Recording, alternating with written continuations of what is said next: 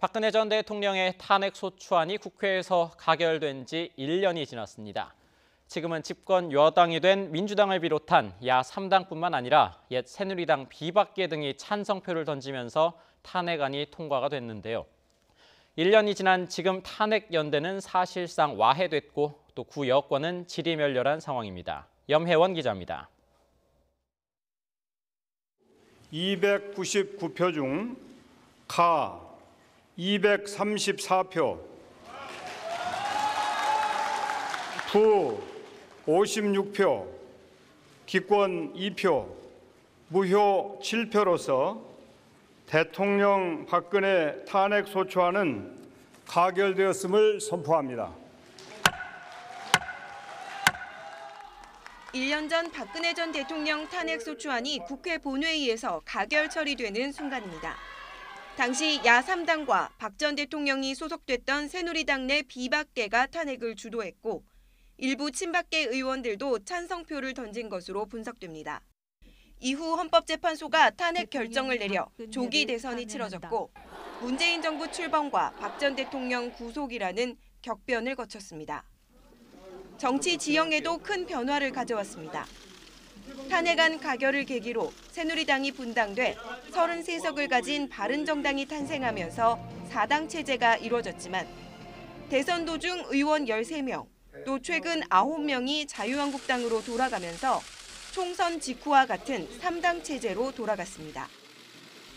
9년 만에 집권 여당이 된 민주당은 전국을 주도하면서도 여소야대 국면에서 구여권이 사사건건 국정의 발목을 잡고 있다며 자유한국당을 향한 압박을 계속하는 모습입니다.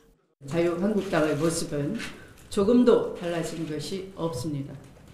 성찰하고 혁신하는 어떠한 모습도 보여주지 않았으며 오히려 국민들의 염원인 적폐 청산마저 방해하고 있습니다. 전국에 캐스팅 보트를 쥔 국민의당 역시 민주당과 예산안 등 주요 사안을 놓고 협력하면서도 탄핵의 성과를 특정 세력이 독점해서는 안 된다며 여권과 밀고 당기는 관계를 이어가고 있습니다. 탄핵은 어느 한쪽의 독점적 소유물이 아니라는 뜻입니다. 국민의당은 그 명령 가슴에 새기며 국가 개혁과 국민 통합의 길에 나설 것입니다.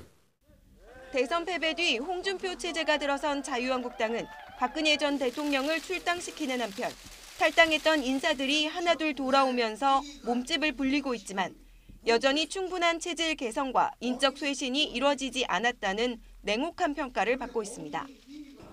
여기에 친박계 의원들이 연이어 검찰 수사 선상에 오르고 있고 더 나아가 이명박 정부 시절까지 수사가 확대되면서 위기감이 커지고 있습니다.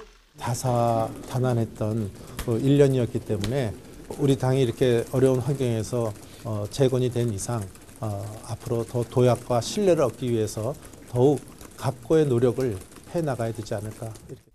박 전 대통령 탄핵을 계기로 새로운 정부가 출범하고 정치 지형도 재편됐지만 새로운 차원의 정치 개혁을 향한 국민의 열망이 얼마나 충족됐는지는 여전히 물음표입니다. YTN 염혜원입니다.